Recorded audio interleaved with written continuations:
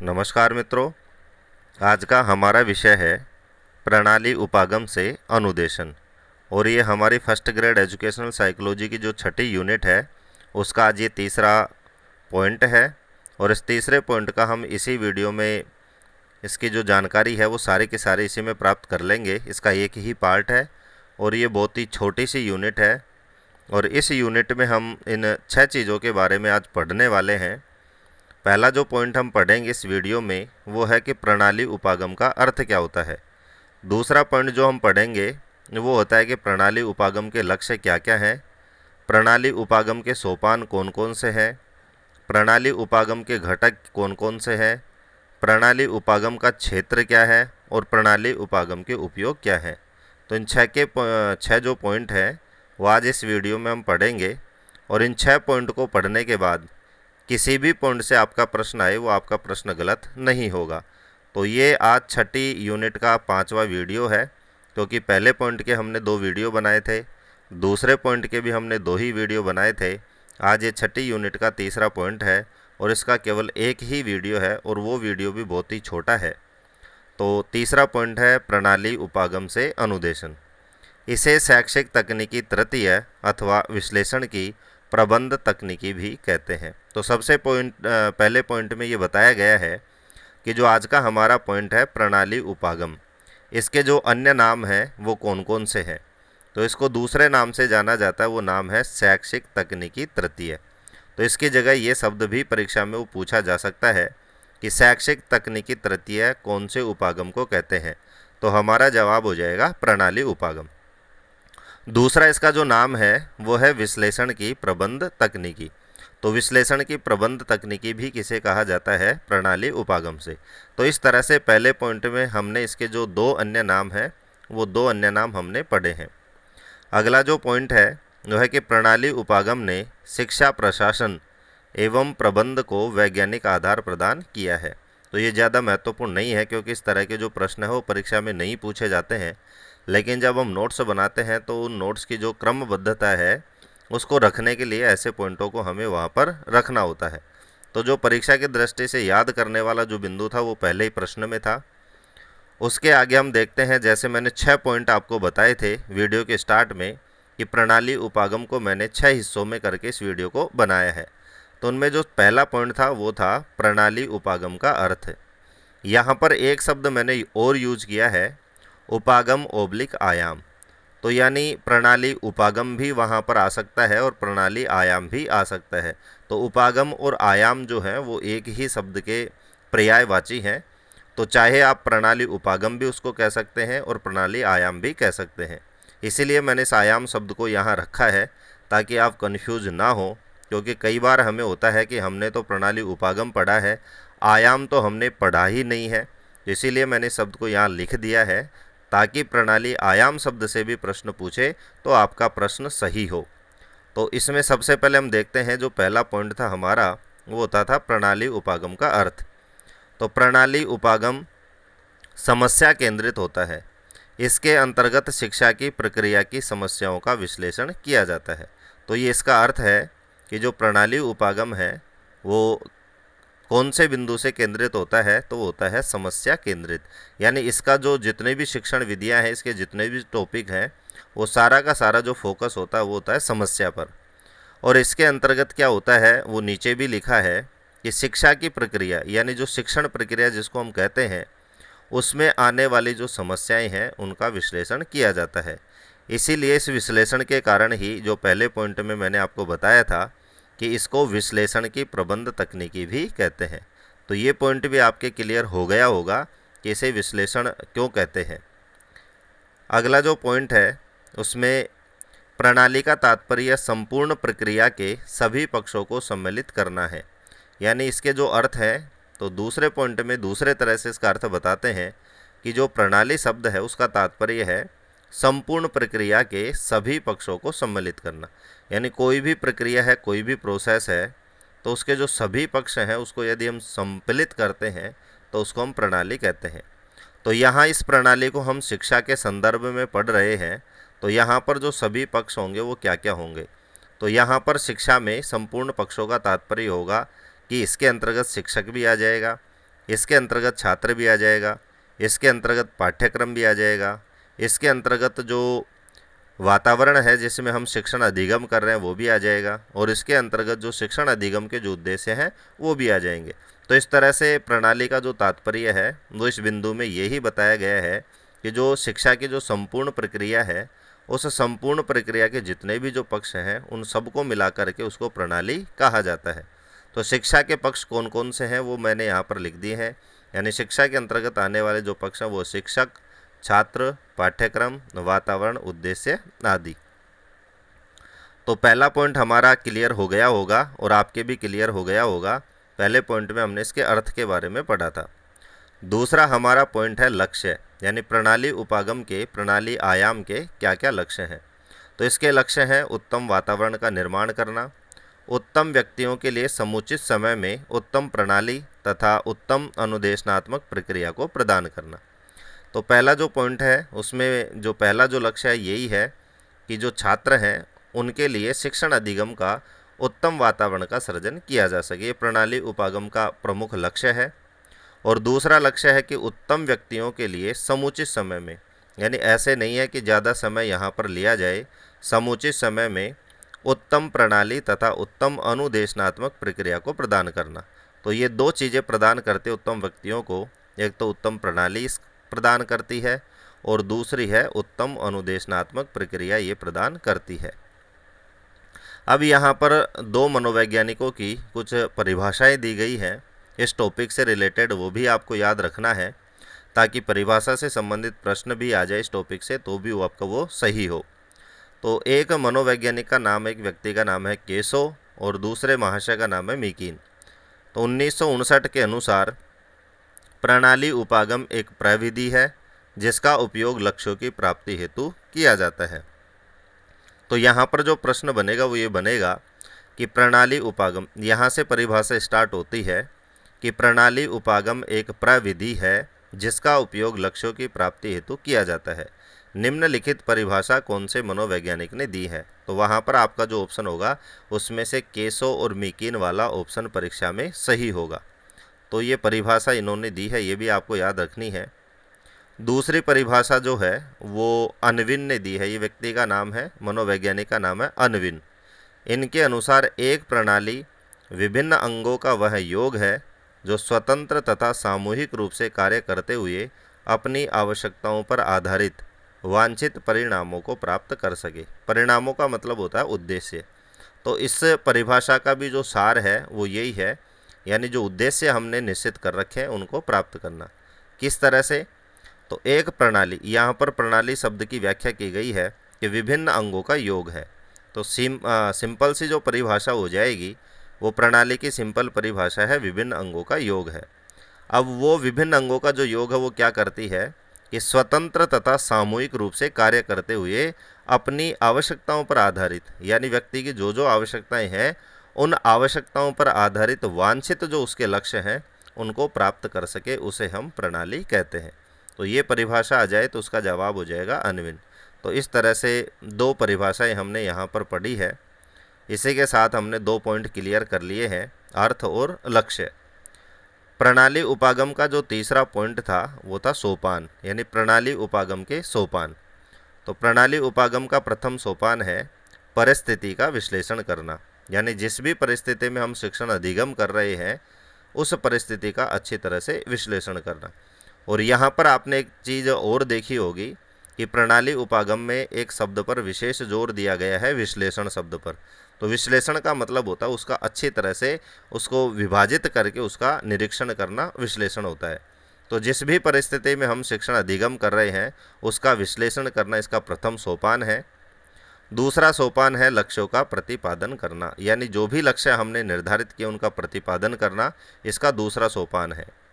तीसरा सोपान है मूल्यांकन प्रक्रिया को सुनिश्चित करना, यानी जिन लक्ष्यों की प्राप्ति के लिए हम जो क्रियाएं कर रहे हैं, जो प्रोसेस कर रहे हैं, उस प्रोसेस के अंतर्गत कौन सी मूल्यांकन प्रक्रिया हमें अपनानी है, इस बात का सुनिश्चित करना भी इसके सोपान के अंतर्गत आता है।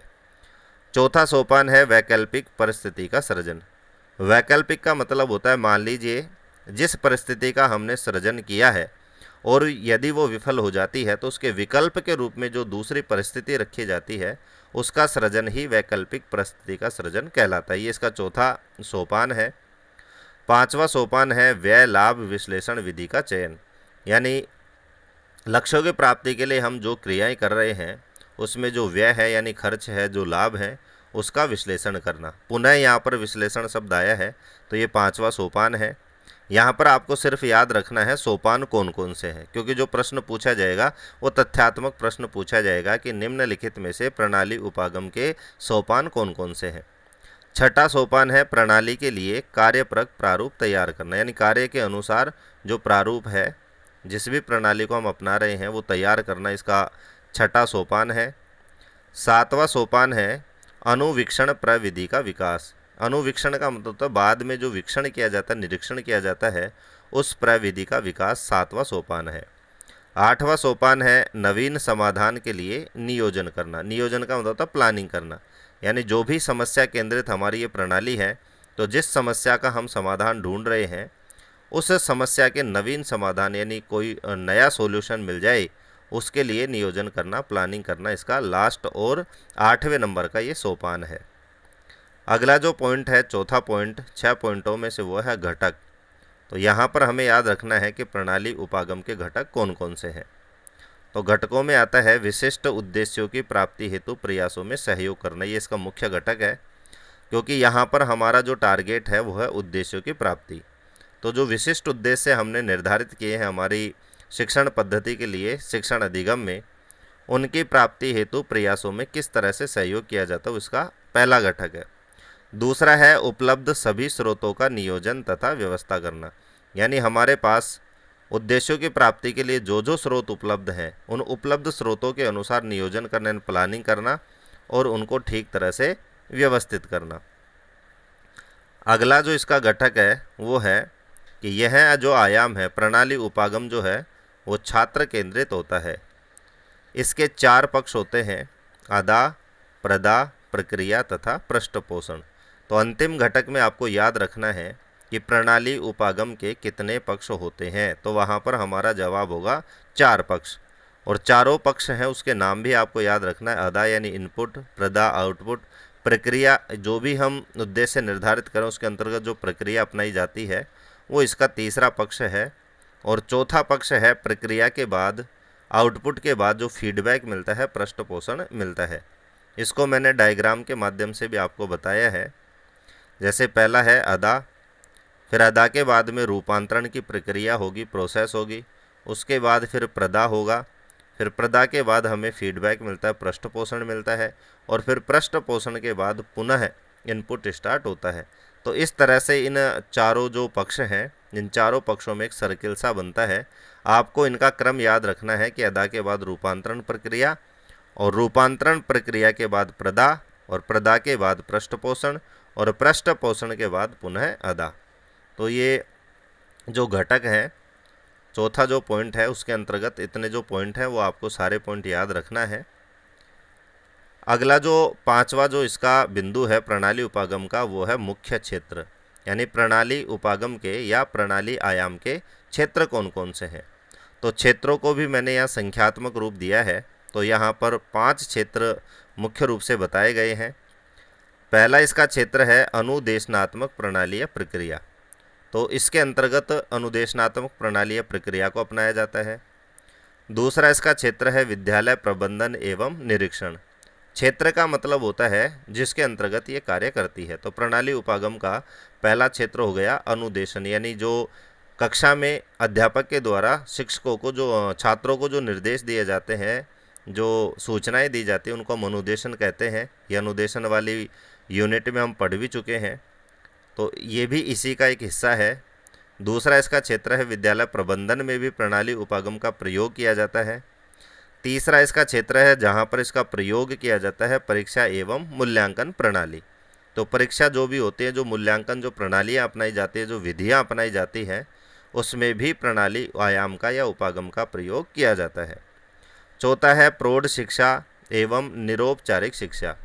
प्रौढ़ शिक्षा का मतलब है जो वयोवृद्ध व्यक्ति हैं, जो अपने शिक्षा के उम्र में जो शिक्षा प्राप्त नहीं कर पाए हैं और उनको अक्षरों का ज्ञान देने के लिए जो विशेष अभियान चलाए जाते हैं, विशेष योजनाएं जो चलाई जा रही है प्रौढ़ शिक्षा के लिए, उनके लिए, और जो निरौपचारिक शिक्षा है उनमें भी प्रणाली उपागम का प्रयोग किया जाता है। पांचवा है शिक्षा निर्देशन प्रणाली में भी इसका उपयोग किया जाता है। तो इस तरह से ये 5 इसके मुख्य क्षेत्र हैं जहाँ पर प्रणाली आयाम का प्रयोग किया जाता है, उपयोग किया जाता है।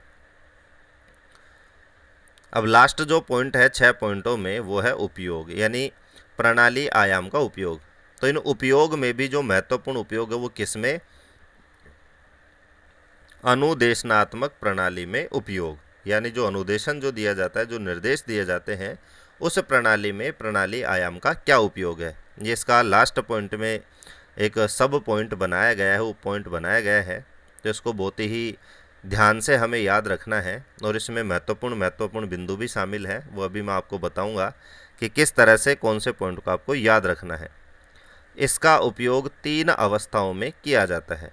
तो प्रणाली उपागम का पहला प्रश्न यहीं से बनता है कि प्रणाली उपागम का उपयोग कितनी अवस्थाओं में किया जाता है? तो हमारा जवाब हो जाएगा 3 अवस्थाओं में। दूसरा प्रश्न बनता है कि 3 अवस्थाएं कौन कौन सी हैं? तो पहली अवस्था है नियोजन यानी प्लानिंग करना, फिर दूसरी अवस्था है कार्यान्वयन, यानी जो भी प्लानिंग की है, जिस तरह से हमने प्लानिंग की है उसको किस तरह से धरातल पर उसको क्रियान्वित करना है, ये दूसरी इसकी अवस्था है। तीसरी अवस्था है क्रियान्विति के बाद उसका मूल्यांकन करना, कि हमने जो उद्देश्य निर्धारित किए थे, जो प्लानिंग हमने बनाई थी, वो ठीक तरह से कार्य कर रही है, उसमें हमें सफलता मिली है या नहीं, इस चीज़ का जो मूल्यांकन किया जाता है वो इसकी तीसरी अवस्था है। तो इस तरह से आपका जो पहला पॉइंट है उपयोग का, वो यही है कि 3 अवस्थाओं में इसका उपयोग किया जाता है, नियोजन में भी, कार्यान्वयन में भी और मूल्यांकन में भी। अगला जो पॉइंट है इसी से रिलेटेड है, इन 3 अवस्थाओं में 8 सोपानों का प्रयोग किया गया है। तो यहाँ पर जो दूसरा महत्वपूर्ण बिंदु है याद रखने योग्य, वो यही है कि प्रणाली उपागम में कितने, जो 3 अवस्थाएं हैं उनमें कितने सोपानों का प्रयोग किया गया? 8 सोपान है। तो यहाँ पर जो 8 सोपान है, तो जो पहली अवस्था है नियोजन, उस नियोजन के अंतर्गत 4 सोपान है। फिर दूसरी जो अवस्था है कार्यान्वयन, उसके अंतर्गत 2 सोपान है, और जो तीसरी अवस्था मूल्यांकन, उसके अंतर्गत भी 2 सोपान है। तो इस तरह से 4, 2, 6 और 2, 8 सोपान हमें पढ़ना है। यहाँ पर मैंने लिखा भी है। तो सबसे पहली हमारी अवस्था थी नियोजन। तो नियोजन में मैंने आपको बताया 4 सोपान आते हैं पहली अवस्था के अंतर्गत। तो कौन कौन से सोपान हैं? तो पहला सोपान है उद्देश्यों की परिभाषा करना, यानी उद्देश्यों को परिभाषित करना, कि हमारे ये जो शिक्षण प्रक्रिया है इसके कौन कौन से उद्देश्य हैं, उन उद्देश्यों को परिभाषित करना इसका पहला सोपान है। और ये पहला जो सोपान है वो प्लानिंग के अंतर्गत आता है। सोपान नंबर 2 है पूर्व व्यवहारों का आकलन करना, यानी उद्देश्य निर्धारित में जो हमारा पूर्व जो व्यवहार किए गए हैं उस क्षेत्र में उनका आकलन करना, उनका अध्ययन करना। तीसरा सोपान है विशिष्ट आव्यूहों का पालन करना, यानी विशिष्ट जो विधियां हैं, जो मेथड्स हैं, उनका प्रयोग करना। और चौथा सोपान है सहायक सामग्री, सहायक प्रणाली तथा माध्यमों का चयन करना, यानी उद्देश्य प्राप्ति में कौन कौन सी सामग्री हमारी सहायता कर सकती है, कौन कौन सी प्रणालियाँ वहाँ पर मददगार सिद्ध हो सकती हैं, और कौन कौन से माध्यम इसमें हेल्पफुल होंगे, इन सब का जो चयन करना है, ये तीसरा सोपान है। तो ये चारों जो सोपान हैं वो पहली अवस्था के अंतर्गत आ जाते हैं। दूसरी अवस्था जो थी कार्यान्वयन, उसके अंतर्गत 2 सोपान आते हैं, 5वां और 6ठा। तो 5वां सोपान है व्यक्तिगत भूमिकाओं को सौंपना, यानी लक्ष्य निर्धारण में उन लक्ष्यों की प्राप्ति के लिए जिन जिन व्यक्तियों का चयन किया गया है उनको अलग अलग उनकी योग्यताओं के अनुसार जो भूमिकाएं, जो रोल दिए जाते हैं, वो 6ठा सोपान कहलाता है, 5वां सोपान कहलाता है। 6ठे सोपान में अनुदेशन प्रणाली का संश्लेषण करना, यानी जो अनुदेशन यानी उद्देश्य लक्ष्यों को प्राप्त करने में जो जो प्रणालियाँ अपनाई जाएंगी, जो अनुदेशन दिए जाएंगे, उस अनुदेशन प्रणाली का संश्लेषण करना कि किस तरह से उस प्रणाली का हमें प्रयोग करना है। तीसरी जो हमारी अवस्था है उपयोग की, वो है मूल्यांकन। तो मूल्यांकन के अंतर्गत 2 सोपान आते हैं, सोपान नंबर 7 और सोपान नंबर 8। तो 7वां सोपान है उपलब्धियों का मूल्यांकन करना, यानी अब तक की जितनी भी हमारी इस प्रक्रिया में जो उपलब्धियां हुई हैं, जो चीज़ हमें प्राप्त हुई है, उनका मूल्यांकन करना 7वां सोपान है। और 8वां जो सोपान है, लास्ट जो सोपान है, वो परिणामों का विश्लेषण, यानी मूल्यांकन के बाद जो हमें रिजल्ट प्राप्त हुए हैं उनका विश्लेषण करके और अनुदेशन में सुधार करना। यानी यदि हमें परिणाम ठीक नहीं मिल रहे हैं तो जिस अनुदेशन का हमने प्रयोग किया है उन अनुदेशनों में हम सुधार करेंगे, और सुधार करने के बाद पुनः ये 8 सोपान चलेंगे और फिर हम लास्ट में देखेंगे कि हमें जो परिणाम है वो इच्छित परिणाम हमें मिला है या नहीं मिला है। तो इस तरह से ये 8 सोपान हैं जो आपको याद रखना है, और कौन सा सोपान कौन सी अवस्था के अंतर्गत आता है। लास्ट पॉइंट है प्रणाली आयाम का उपयोग। तो उपयोग हम पढ़ ही चुके हैं, लेकिन ऊपर वाला जो उपयोग था वो अनुदेशन प्रणाली में उपयोग हमने पढ़ा था। अब सामान्य जो जनरल इसका उपयोग है वो है कि प्रणाली आयाम में अनुदेशनात्मक प्रणाली से विकास किया जाता है। यानी प्रणाली जो आयाम है, जो आज का हमारा पॉइंट है, इसमें जो विकास किया जाता है वो किससे किया जाता है? अनुदेशनात्मक प्रणाली से। दूसरा पॉइंट है कि अनुदेशन की समस्याओं का समाधान इसमें किया जाता है, यानी अनुदेशन में आने वाली जितनी भी समस्याएं हैं उन समस्याओं का समाधान करने में भी प्रणाली उपागम का उपयोग किया जाता है। तीसरा है शिक्षण प्रशासन व्यवस्था, यानी शिक्षण की और शिक्षण में जो प्रशासन उसकी व्यवस्था भी प्रणाली उपागम के माध्यम से की जा सकती है। परीक्षा प्रणाली में सुधार किया जा सकता है और परीक्षा प्रणाली का विकास भी किया जा सकता है। तो जो महत्वपूर्ण कार्य हैं शिक्षण में, प्रशासन व्यवस्था करना, परीक्षा प्रणाली में सुधार करना और परीक्षा प्रणाली का विकास करना, इसमें भी प्रणाली उपागम का उपयोग किया जाता है। अगला है कि प्रणाली आयाम के अंतर्गत यानी प्रणाली उपागम के अंतर्गत समस्या का समाधान वैज्ञानिक ढंग से किया जाता है। ये पॉइंट हम ऊपर भी पढ़ चुके हैं। तो आज के इस वीडियो में हमने जो 6 पॉइंट आपको बताए थे वो 6 के 6 पॉइंट बिल्कुल आसानी से और सरल भाषा में और पॉइंट टू पॉइंट आपके यहाँ हमने क्लियर करवाए हैं। तो 6 पॉइंट कौन कौन से हैं जो आपको याद रखना है? पहला है प्रणाली उपागम का अर्थ आपको अच्छी तरह याद रखना है। उसके लक्ष्यों को आपको अच्छी तरह याद रखना है, क्योंकि तथ्यात्मक प्रश्नों में किसी भी टॉपिक से वहाँ पर प्रश्न पूछा जा सकता है। सोपान आपको याद रखने हैं, घटक आपको याद रखने हैं, क्षेत्र आपको याद रखना है और उपयोग आपको याद रखना है। तो इसी वीडियो के साथ हमारे जो 6ठी यूनिट है उसके 3 पॉइंट यहाँ पर कंप्लीट होते हैं। तो आज के वीडियो में जो कंटेंट है वो आपको कैसा लगा? यदि आपके लिए परीक्षा की दृष्टि से महत्वपूर्ण है तो कमेंट और लाइक अवश्य करें, और अभी आप हमारे इस चैनल पर नए हैं और अभी तक चैनल को सब्सक्राइब नहीं किया है तो चैनल को सब्सक्राइब करें। वीडियो में अंत तक बने रहने के लिए धन्यवाद।